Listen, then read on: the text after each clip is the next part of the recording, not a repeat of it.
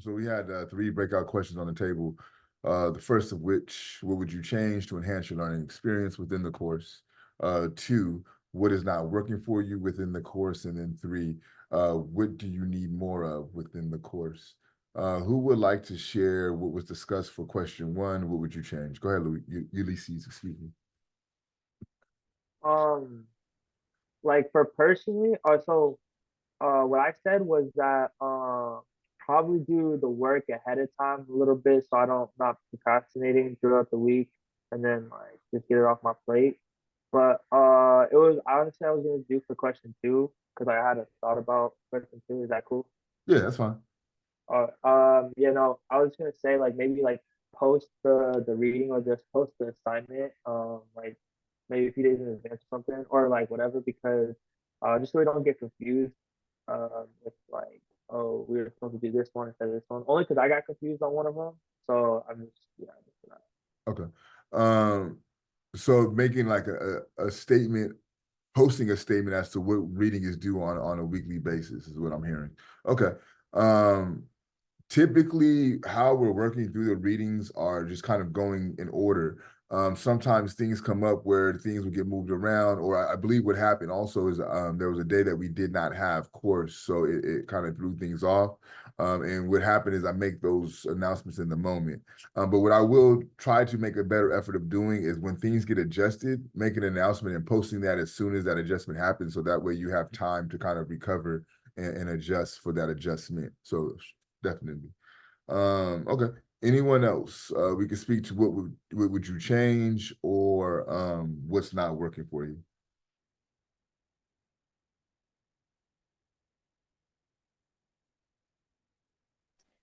What was a shared thing in my group was the possibility of having a balance between visuals alongside the readings.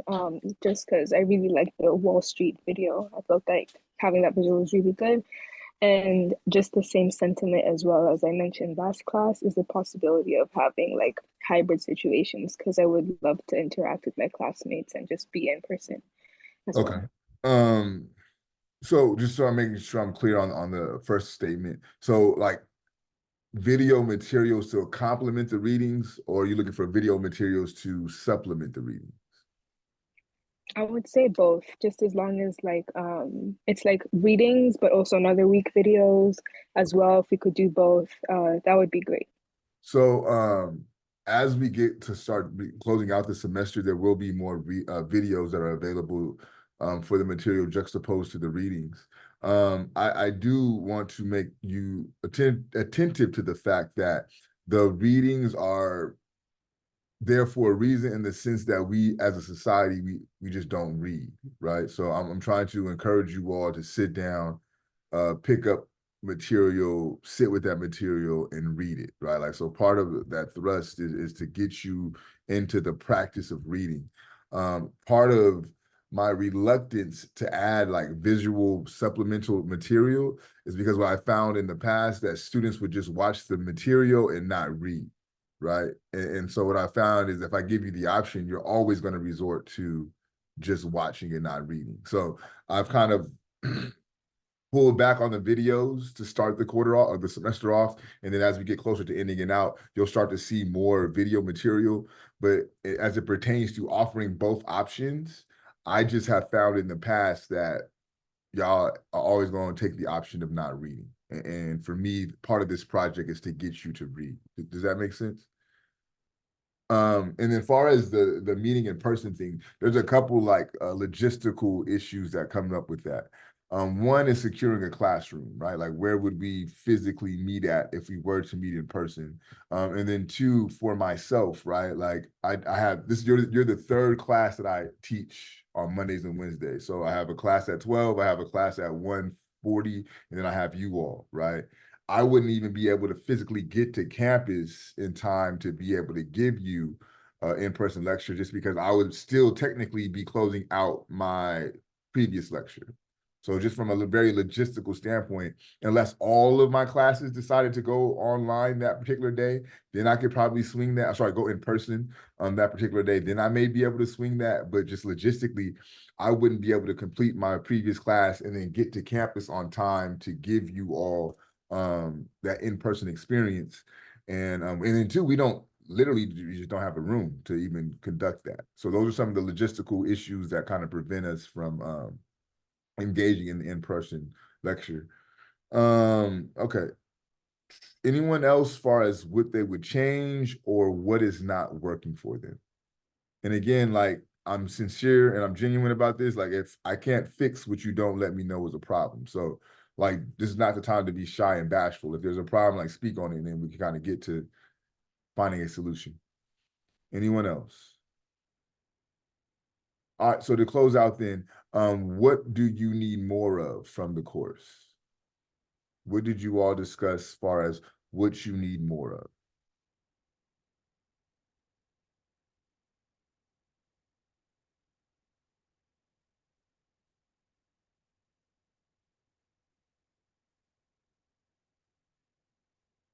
So Sophia, you good? There's no Yeah, adjustment that you would I make? think me and my group were all in like agreement that we pretty much liked everything about the class and like the formatting, like from like the fishbowl at the end to the breakout questions. And then like we all just really liked how we engaged in the conversation before you share your thoughts. So it was like we didn't really have anything constructive. We all just really liked it. Okay, cool, thank you. Emily, you have any thoughts or suggestions about anything that was asked? Well, me as my whole group, we agreed that we think that this is a safe place to express our opinions and just, it's a safe place to hear. So we didn't think of anything Okay, that we would like to change. thank you. Jose, were you gonna say something?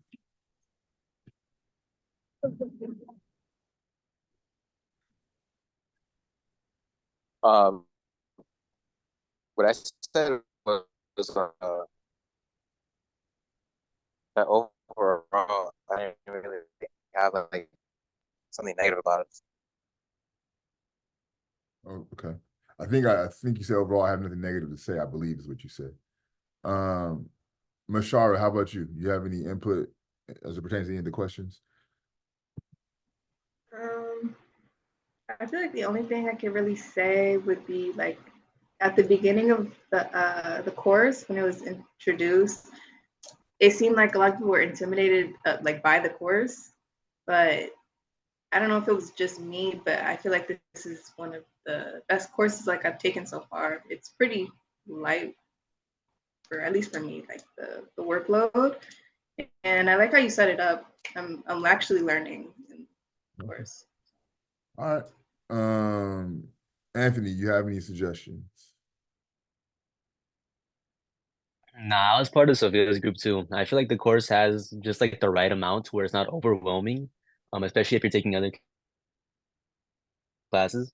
But at the same time, still being really informative. So yeah, I like the class how. All right, bet. All right, appreciate y'all. So we'll transition into your final or your midterm, excuse me. So before we kind of get into the material, let me help you like mentally prepare yourself for taking the midterm. So as I mentioned, you have 5 essay questions, but you have the capacity to choose whatever 3 questions that you want to deal with, right? So with that being said, I would suggest that you pull topics that you felt most interesting, and that you felt that your journals spoke to most clearly, right? If there was a question or a subject matter that was extremely confusing for you, it may not behoove you to choose that question to answer, right? So you could choose whatever 3 that you see fit.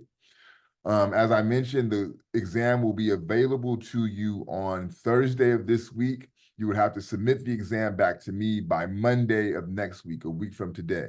So that gives you roughly 5 days to complete the exam. My suggestion to you is to use one day to tackle one question, right? So you could have the exam knocked out in 3 days, that gives you 2 days to kind of revise it, to read it over, and to make sure that it sounds the way you want it to sound. I cannot go ahead, Ulysses. Real quick, yeah, I was gonna ask, for the like to type it out and stuff. We do it on like 3 different docs, or do you want it all 3 essays on one, like just one doc, and then just submit that big doc? Yes, good question. So the latter, right? One document with 3 separate essays. Does that make sense? Okay. And then, so with that being said, please do not give me one long ass essay answering all 3 questions. Like don't do that. Break it up, right? So if you're choosing question 1, 3, and 5 to answer, right? Question 1, provide me with your essay answer. Question 3, provide me with your essay answer. Question 5, provide me with your essay answer. So break it up so that way, one, I know what question you're answering, and I don't have to kind of like read through the look to see which one you're answering, and I just know, and it just makes it faster for me to grade your midterms. Also, go ahead, Ulysses. Oh, my bad, real quick. So is it MLA format or just what type of I'm format? really not too concerned about it being MLA, APA, Chicago. Like that's not what you'll be graded on. You'll be graded on how well you answer the questions, right? Like make it comprehensive, make it legible, make it like make sense so I could read it, but you're not going to be like graded for sentence structure. You're not going to be graded for how you cite the material, whatever the case may be. I'm purely looking for how you will answer the question. Let's see. So keep in mind also, the day that your midterm is due, your journals will also be due. So there'll be a separate section for you to submit your journals. Those also have to be submitted to me electronically. So you want to make sure that your journals are typed out. So that way you could submit those. I will have a breakdown as far as how many journals I'm expecting and then what readings will constitute each journal. So you'll know when you turn it in exactly what I'm looking for from that capacity. What else? The only reason why people do not do well on the midterm, it always boils down to not giving themselves enough time. This is not a midterm that you could sit down at like 5 p.m. and then think you're just going to bang this out and be good. It's not designed that way. This is why I'm giving you 5 days to do it, right? Another thing that gets people caught up is not reading the question entirely, so you don't answer the question entirely. So another thing, this also comes back to time, right? If you wait to the last minute, you're going to rush through trying to read what I'm asking of you, and you won't provide me with the answer that I'm looking for. Hence, you won't get full points for that question. So let me pull up the study guide so you kind of have an idea of what I mean. Keep in mind, this study guide is not the midterm, right? These questions that you see on here are not the questions that you're going to see on the midterm, but they will prepare you to answer the questions on the midterm. The idea is if you can answer the questions on here, you'll have no problem answering the midterm question. But this is what I mean about being able to take the time to read the question entirely so that way you can answer the question entirely. So I'm going to read this first bullet point. Exactly how old are African people? And why is this information significant for understanding history? Name 2 significant African individuals and their contributions prior to European conquest or the inception of modernity. So that's one question, right? But within that one question, there's about 4 separate sub-questions. So for example, exactly how old are African people? That's one question within the overall question. Why is this information significant for understanding history? That's 2 questions. Name 2 significant African individuals. That's 3 questions. And their contributions prior to European conquest or the inception of modernity. So that's 4 questions within that one question, right? So another way to think about this whole bullet point or this whole question is a 4-point question, right? Point 1, how old are African people? Point 2, why this information is significant for understanding history. Point 3, naming 2 African individuals. And point 4, their contributions prior to European contact or conquest, right? So this is a 4-point question. So this is what I mean when I say you have to give yourself time to read out the question entirely, excuse me, and then also give yourself time to answer the question entirely. So if you tell me how old African people are and why this information is important for understanding history, if you name for me 2 African individuals, but you don't tell me their contributions prior to European conquest, then you only gain 3 out of the 4 points. Does that make sense? So how old then are African people? Somebody tell me, how old are African people? There are 3 acceptable answers.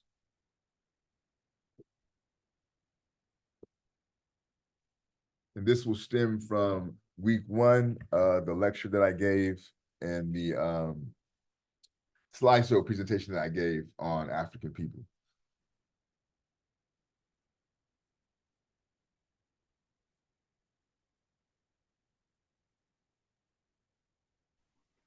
Are they like 7 million years old? That's one answer, absolutely. Yep, good job, Shara. There's 2 other answers that are acceptable. What are the other 2 answers? We have 7 to 8 million years.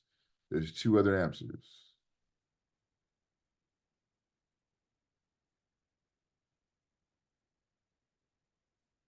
We have Lucy, who we named Abiomi, right? So if she's found or located in Africa, we're going to provide her an African name.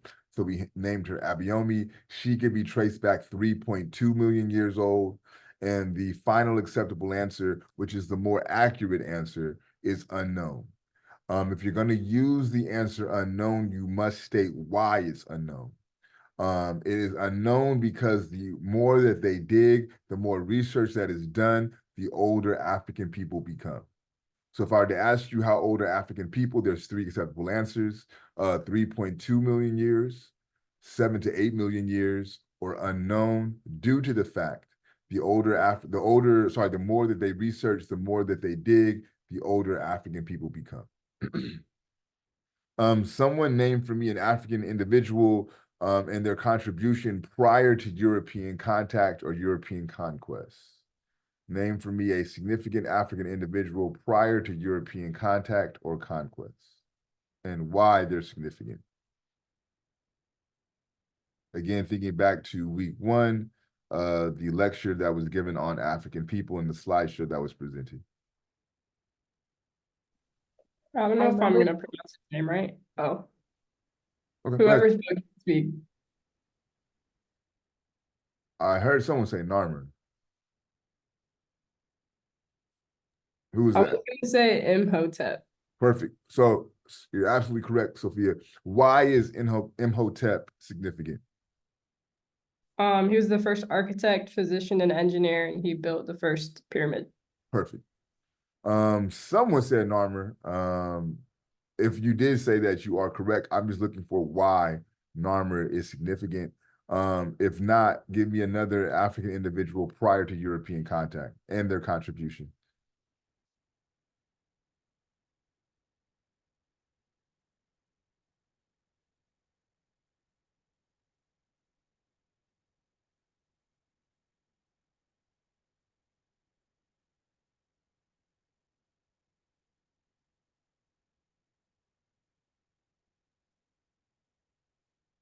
So for the sake of time, we'll move forward. But you definitely want to brush up on this.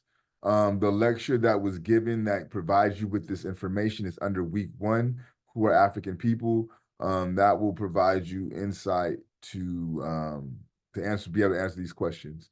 So what's also important, you must be able to state their contributions. You can't just give me the name because at that point you're not completely answering the question. All right, so moving forward into the second bullet point. What is significant about the Teachings of Ptah-hotep, the oldest book in the world, as it pertains to understanding who African people truly are? How does the text speak to the values and principles that shaped ancient African societies? So, one, to begin to really go about answering this question, you have to be able to situate the values and the principles within the book, right? What are some of the values and the principles that are talked about within the text? What are some of the values and the principles that Ptah-hotep believes should be spread and should be shared amongst the Kemek society? So I think that would be probably the best way to begin to understand how to address this question. Somebody provide me with some of the values and principles that shape the teachings of Ptahhotep.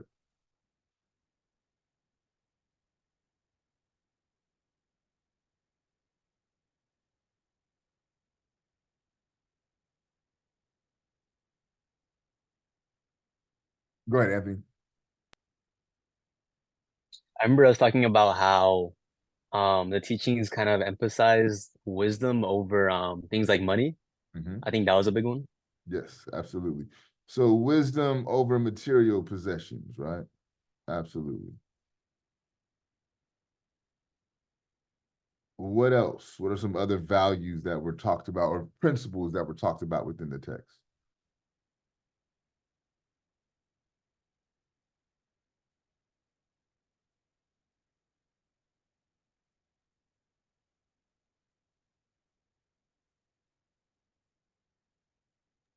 Oh, there was like an emphasis on listening, especially listening to the gods and the ancestors. Absolutely.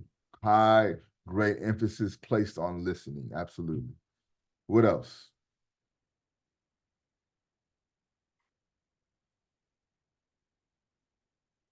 There's one very particular principle and value that I argued was the thesis of the text based on the desire of Ptahhotep.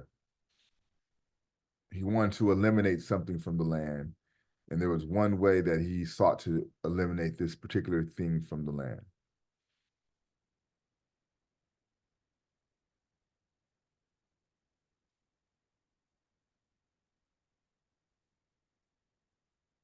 So he sought to eliminate strife, right?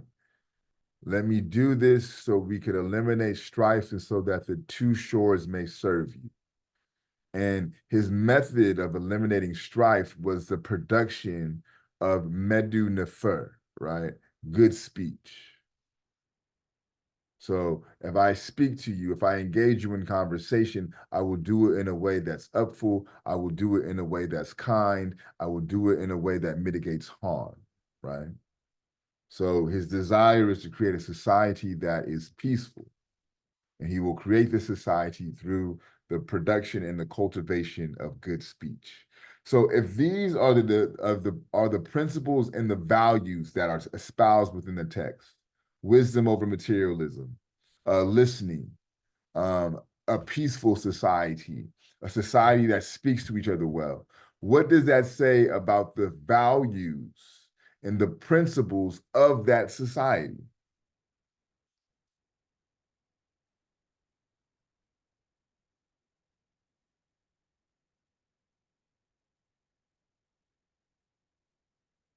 The society strives for greatness. Okay. You have a striving to be great. I would take that, absolutely. What else?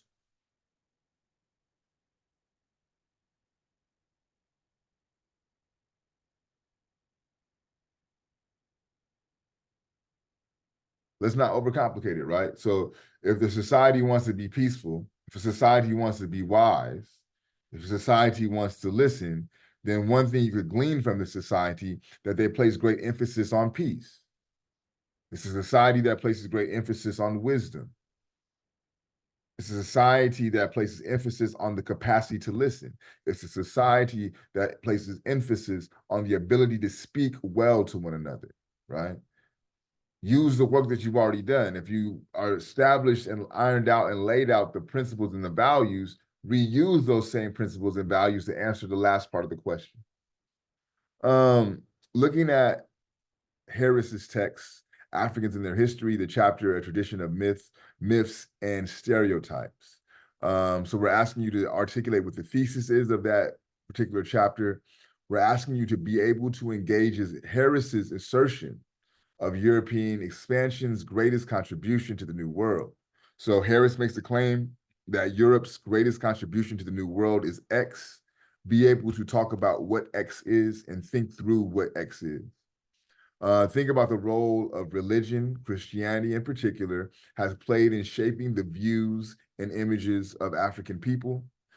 Be prepared to engage in a discourse on the role some scholars play in trying to diminish African contributions to human civilization by displacing Kemet out of Africa. So first we have to start off with the thesis, right? If I were you, I would have my journals available. If I have my journals available, I'm gonna look into my journal and see what I wrote for the thesis of the text, right? And that would allow you to answer the first component of the question. So there's a claim that's being made by Harris, which states that Europe's expansion's greatest contribution to the New World is one particular thing.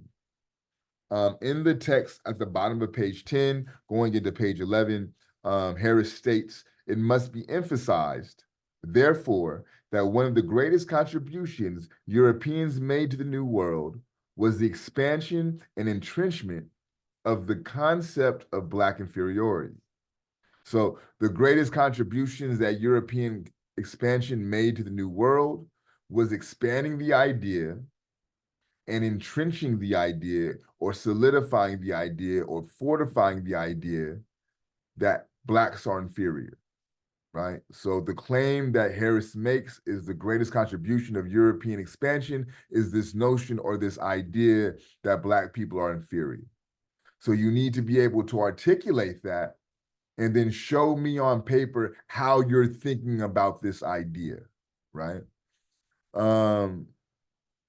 What is the role of Christianity in shaping the view and image of African people? So you should be able to have a conversation or a dialogue with the paper on paper about how you're thinking about the way that Christianity in particular shaped how we view African people, right?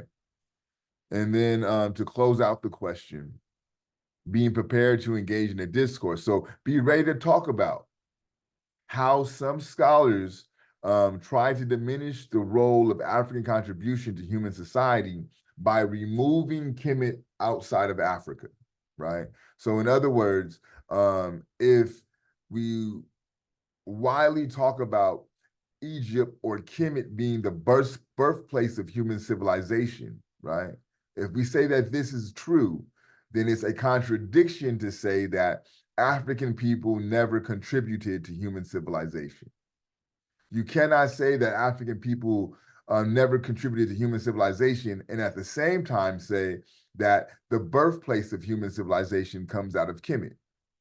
So to satisfy that contradiction, what some scholars say is that Kemet or Egypt is part of the Middle East and not part of Africa.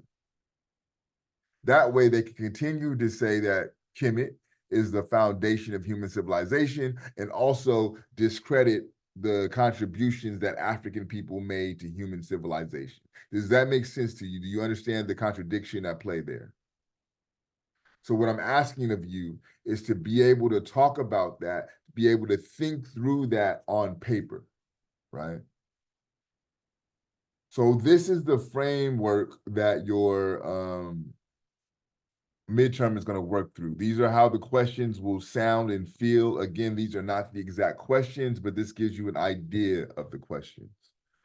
For Wednesday, we will close out with covering Williams, we'll cover Van Sertima, and we'll cover Du Bois. We did not do Ida B. Wells, so we will not go into that, and that will not be reflected on the midterm. But for the for Wednesday, excuse me, we'll cover Chancellor Williams, Destruction of Black Civilization, Van Sertima, They Came Before Columbus, and then Du Bois is The Souls of Black Folks. Now, keep in mind, we have not completed the midterm review. This is just the beginning, right? We're just getting started. How do you now feel about the midterm that we've gone kind of over things up until this point? Cool. Again, I can't overemphasize enough to give yourself time to do it. I'm sorry, go ahead, Rashawn. You said it's opening on Thursday, but what time is it opening on Thursday? Is it Probably, midnight or is it like no, I'll probably do it Thursday morning. Okay. Yeah, so you have a good portion of Thursday to do the midterm.